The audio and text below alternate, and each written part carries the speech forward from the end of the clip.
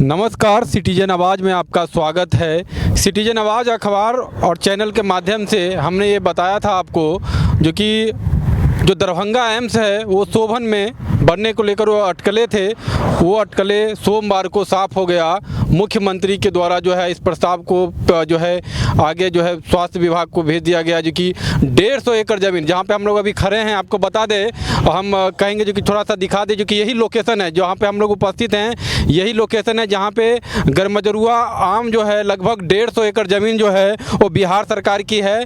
जिस ज़मीन पे एम्स बनने को लेकर बिहार सरकार मुख्यमंत्री के द्वारा जो है इसको लेकर जो स्वास्थ्य विभाग के प्रधान सचिव हैं, अपर सचिव हैं, उनके द्वारा जो है इसको लेकर जो है सूचना सोमवार को जारी किया गया, जो कि यहाँ पे एम्स बनेंगे। ये बाईपास के पास आपको बता दें, जो कि समाधान यात्रा के तहत जब मुख्यमंत्री जी दरभंगा दौरे पे आए थे तो इसी रूट से वो गुजरे थे। और यहाँ पे जैसा कि सूचना मिल रहा है, जो कि यहाँ पे लगभग 5-7 मिनट उन्होंने वो रुके भी थे काफिले के साथ, ये जगह को भी उन्होंने देखा था। और उसके बाद ही लगातार जो है अटकलें लगाई जा रही थी, जो कि शोभन को लेकर, बाईपास को लेकर, जहाँ पे हम लोग अभी खड़े हैं, इसी जगह पर जो है दरभंगा का, बिहार का दूसरा एम्स और दरभंगा में जो एम्स बनने हैं उसको लेकर जो स्थिति है वो यहाँ पे है। हमारे साथ जो है कल्पनेश जी फिर एक बार उपस्थित हैं।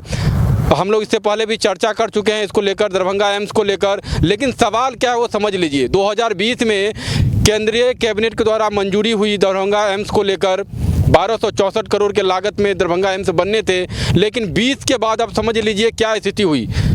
आप जो स्थिति है, लगातार स्थिति को लेकर इसलिए कह रहे हैं क्योंकि एम्स डीएमसीएच प्रांगण में बने या फिर अशोक पेपर मिल को लेकर जो चर्चा हुई, 1 महीना पहले ही चर्चा हुई थी अशोक पेपर मिल को लेकर, और फिर आज जो है शोभन को लेकर, जो सोमवार को जो है बिहार सरकार के द्वारा इस तरह की जो है चर्चा और इस तरह का जो है पेशकश किया गया, जो कि अब ये शोभन में बनेगा, जिसको लेकर ज़मीन भी जो है 150 एकड़ ज़मीन शोभन को लेकर। लेकिन उसके इतर लगातार जो है वो पूरी तरीके से राजनीतिक रूप से दरभंगा एम्स जो है वो विवादों में पूरी तरीके से बरकरार बीते लगभग 3 वर्षों में। 2020 में इसकी मंजूरी मिली, लेकिन उसके बाद लगातार जो है इसका शिलान्यास होना था, भूमि पूजन होना था, लेकिन कुछ नहीं हुआ। और दूसरी तरफ लगातार जो स्थिति हुई, आप समझ लीजिए, जो कि वहाँ पे मिट्टीकरण के नाम पे करोड़ों रुपया खर्चा कर दिए गए। वहाँ पे जितने भी सरकारी क्वार्टर थे उसको तोड़ दिया गया।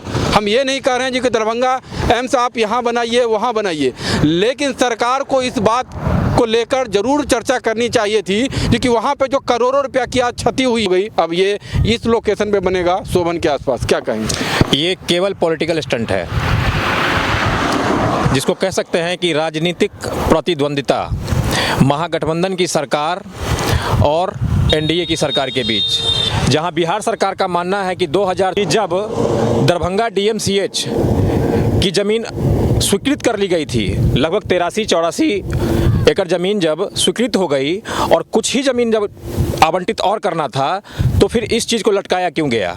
दूसरा सवाल ये उठता है कि जनता के करोड़ों रुपए जो टैक्स के रूप में आप देते हैं, हम देते हैं और पूरी जनता देती है, उस टैक्स के पैसे का खुलेआम दुरुपयोग हुआ है, लूट हुआ है, आप इसे कह सकते हैं। जब यही अगर शोभन बाईपास के पास ही अगर बनना था तो इस बारे में पहले विचार विमर्श करना था।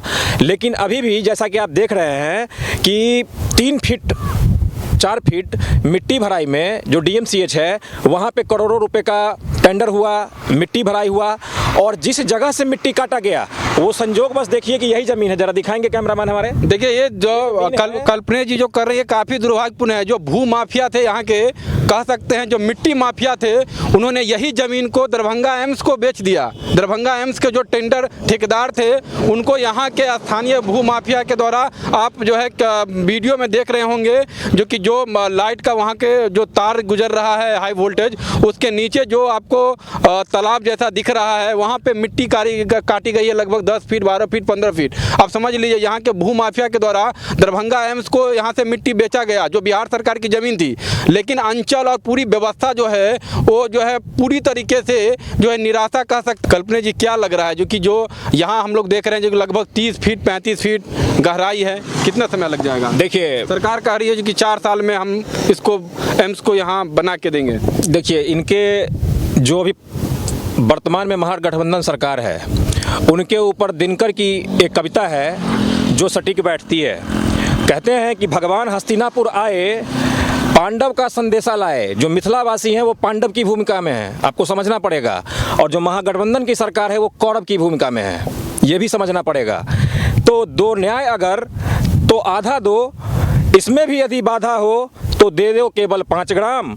रखो अपनी धरती तमाम, हम वही खुशी से खाएंगे, परिजन पर असीना उठाएंगे।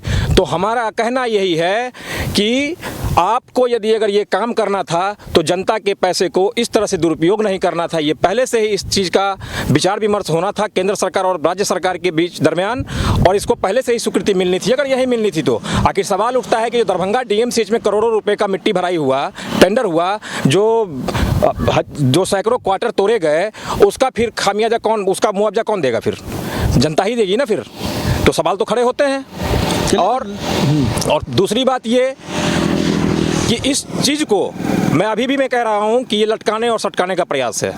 चलिए, लगातार जो कल्पनेश जी लटकाने और सटकाने की बात कर रहे हैं, लेकिन अगर यहाँ भी एम्स को लेकर जिस तरह से सरकार कह रही है, अगर इसको लेकर चूँकि जब कैबिनेट सत्र चलेगा तो उसमें इस चीज़ की मंजूरी होगी, इसको लेकर फिर पूरा नोटिफिकेशन होगा, ट्रांसफ़र किया जाएगा, लेकिन उसके बाद क्या क्या स्थिति होगी वो देखना होगा। लेकिन अगर यहाँ भी एम्स बनना शुरू हो जाता है तो इस आसपास के जो क्षेत्र है उसका विकास जरूर देखने को मिलेगा। लेकिन ये सवाल है कि क्या यहाँ पे भी एम्स बनेंगे, क्या स्थिति, क्योंकि यहाँ आप देख सकते हैं लगभग 30 फीट 35 फीट 40 फीट जो है वो गहराई है। आपको गहराई देख सकते हैं जो कि वीडियो में जो गहराई है लगभग 30-35 फीट है, जो काफ़ी जो है ये एक चैलेंजिंग होगा, जो कि इस तरह से पूरी स्थिति को पूरा आसपास में लगभग 150 एकड़ ज़मीन तो है। एक चीज़ यह भी देखना होगा इसमें कि ये जो आप देख रहे हैं, जिस ज़मीन का आवंटन बिहार सरकार के द्वारा किया गया है गैरमेजरुआ आम का 150 एकड़ भूमि, अब आप देखेंगे कि ये बाढ़ग्रस्त एरिया है, ये कंप्लीट फ्लड एरिया है।